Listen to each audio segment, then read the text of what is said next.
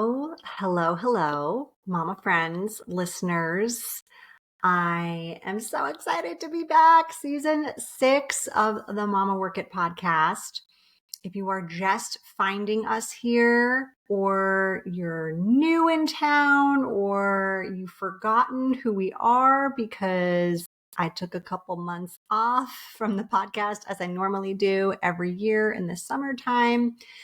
My name is Marissa Lonick. I am your host. I'm also the founder of Mama Work It, where we support women in the juggle of mom life, wife life, work life, fill in the blank life, all the lives that we lead. And so I'm so glad you're here. I'm also a working mama of 4 kiddos. Right now, they are ages 11, 8 and 5. It is birthday season in our house, so those numbers are changing as we speak. So anyways, it is so good to be back.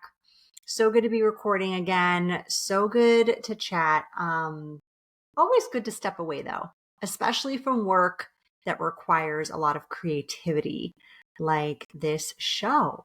So I'm back with a fresh mind, fresh perspective, lots of new ideas, super excited.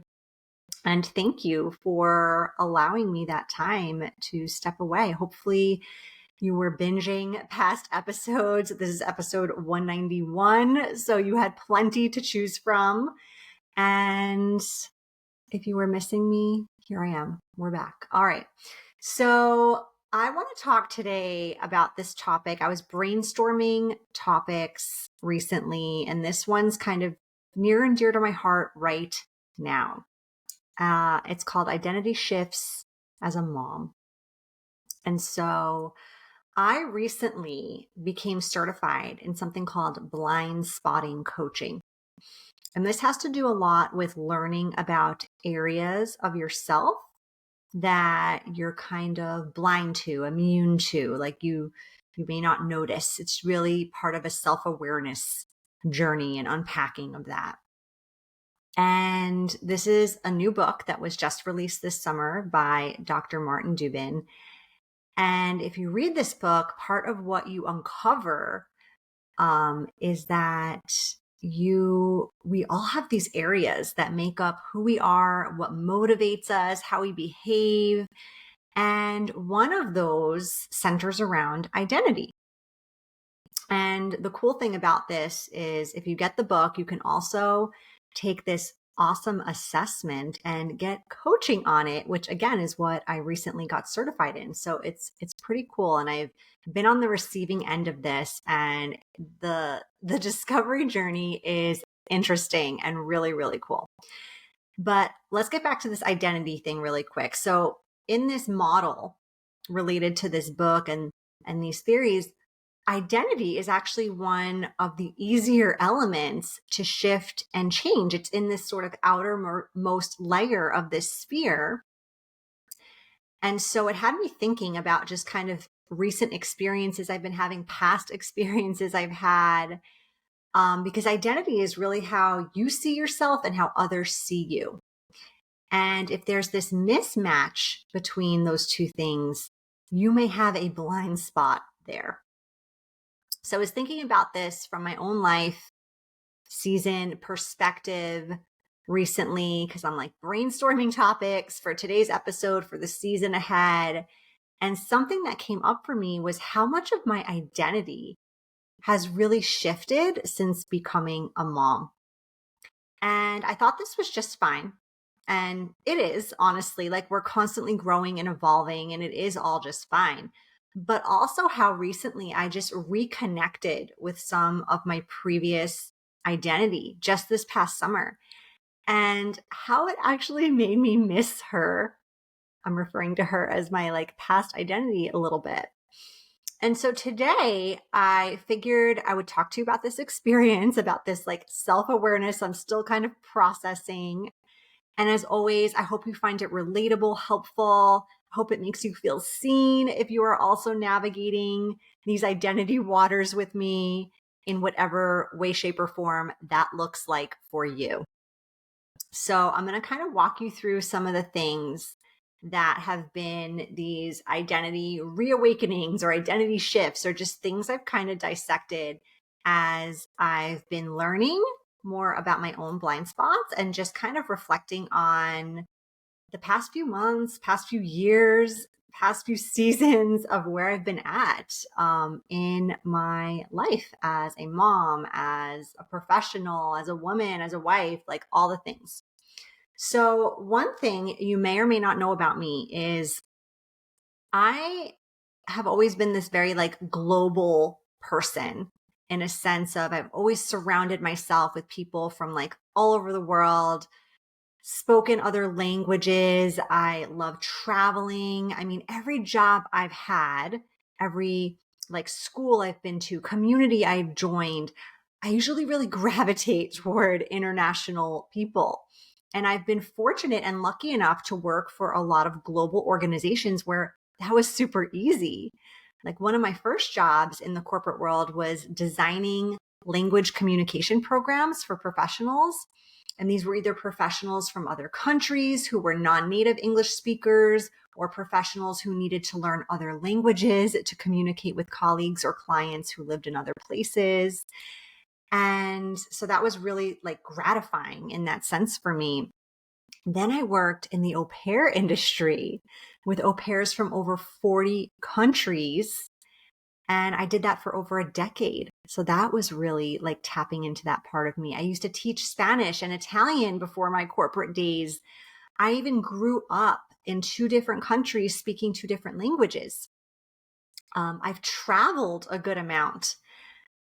And then I became a mom and a lot of my travel kind of dwindled, right? I until this past summer, I hadn't taken an international trip since before I became a mom, a really long time. And now, especially that I work for myself, I don't necessarily have as much interaction in that global space as I used to, as that past identity of myself has had. So I was really reminded this summer when we did take this big international European trip, how much of that part of myself, of my identity, I'd been missing. And I didn't even realize it. Like how much of my identity had kind of been suppressed. And I mean that in the most like compassionate way, no resentment, no shame, no negativity, just this big part of me that I just like hadn't seen in a while. Almost like it's like this long-term childhood friend you had, and then life happens and you grow apart. And when you see each other, you're like, oh my God, yes, like you're cracking me up. And like this person just gets you, or you just get this person. And you remember this part of yourself that maybe you haven't witnessed or seen in a while. And so this summer, we traveled overseas. We also traveled to a place I called home for a number of years. And I just like really missed this part of me and kind of reconnected with this identity piece of like going abroad, eating some of my favorite foods that I love from international places, buying unique and different pieces of fashion, speaking other languages, navigating airports and flights and passports, and having this like super loose schedule and being on this like European time, which that can often mean, depending where you are, that, you know, if you're half an hour late, you're still on time. And so honestly, it was amazing. And this identity that like I didn't even realize I'd been missing, but I'm so glad I got to reconnect with her because she's so freaking awesome. Like it was just this mind-blowing thing that kind of occurred recently. So I wanted to share that with you. Some other identity things that have been popping up for me, being really fun and carefree. So I feel like I've always had this like deeply rooted sense and responsibility. I don't know if that's because I'm the oldest child. I don't know if that's because I'm the first girl. I have a much younger sibling. Now I'm a mom of 4 kids, but you know, especially in parenthood and motherhood, I've spent the last 12 years, even though my kids aren't 12, I feel like I started becoming this like hyper responsible mom when they were still in the womb. My first are twins. So when they were still in the womb, I was reading the books. I was tracking my protein, my protein intake every day. I was this high risk twin pregnancy. So I just really wanted to like overachieve on doing all the things right. It was my first time doing all this. So I really wanted to excel, but got super hyper responsible. And I think in that time along the way, I lost like a bit of the fun part of me. You know, maybe some of that's due to some anxiety. Maybe some of that's just due to the number of responsibilities that go with adulting, that go with parenting, that go with having a big career. And I've been reflecting recently and I'm like, man, I used to be a lot more fun. Like I used to be way more fun. And this has actually been a theme that I'm working on this year in 2025. Every year I pick a word, and this was my word this year. I was getting a lot of signs, intuitive nudges that were reminding me of this part of me that I had been ignoring for some time. So some ways I've done this, like I said, I made this my word of the year. I pick a word every year. Past years, it's been words like fulfillment, intentional, repair. That was a weird year. This year, it's fun. And what it's doing is it's making me keep that intention front and center. It's making me prioritize fun just as much as I prioritize other things. And maybe it's not yet quite at that level. We're only, a little more than halfway through the year, I guess. But at least it's like prioritizing it more than I have been. So that's sort of like this identity shift that's also been coming back to me, is like, I want to reconnect with this fun version of myself that I've sort of maybe lost, or at least lessened along the way. Another identity shift that has been coming up for me lately is the shift of slowing down. So I have been working on this one for a while, some of it intentionally, some of it just circumstantially, honestly. Like most of it, if you really think about it, has been circumstantially, because I am one of those people that like, I would always want to be 5 steps ahead of where I am in most of the seasons of my life. And this goes back to like pre-kids, during it, like all the things. But now I'm realizing that the faster I move, no, let me rephrase that. I'm realizing that I move faster when I move slower. What does that mean? Like being more thoughtful, mindful of rest, being more present allows me to be more efficient, more effective, and honestly not feel like I'm just like failing at everything. Because when I try to do everything, I essentially do nothing. Now, that doesn't mean I don't multitask like the best of them. I often do. But I am very intentional about what those things are, and also very comfortable now with setting more appropriate expectations. I once had this client, also a coach, and she said, man, if I just followed 10% of my own advice, I'd be golden. So I am like following my own advice on this. I'm not just guiding people out there. I am thinking this doesn't apply to me. Like I'm doing it. I am intentionally, not just consequentially, slowing down, being more present, because I know I've seen the effects in others and I've seen it in myself, how much more impactful and efficient and effective I am when I do this. So these are some of the identity shifts I'm feeling like in this moment, in this season. But I also want to talk about some past identity shifts I've had in different seasons, because I'm a firm believer that we are like always evolving, and how holding on to these like past identities can be a real block, a real brick wall that gets in the way of your growth, of your next steps, of your intuitive calling, of your life purpose, of your big goal, any of it. So I want to share with you kind of a past identity shift experience that I think about often when this topic comes to mind for me. So for many years, I identified as being this working mom in a very traditional corporate type of way. Like I had spent nearly 15 years growing my corporate leadership career. I had even been promoted several times within the same company that I was with for over a decade. When I went to the park or a party or a play date and people asked me what I did, it was how I responded. It was just this huge part of my identity.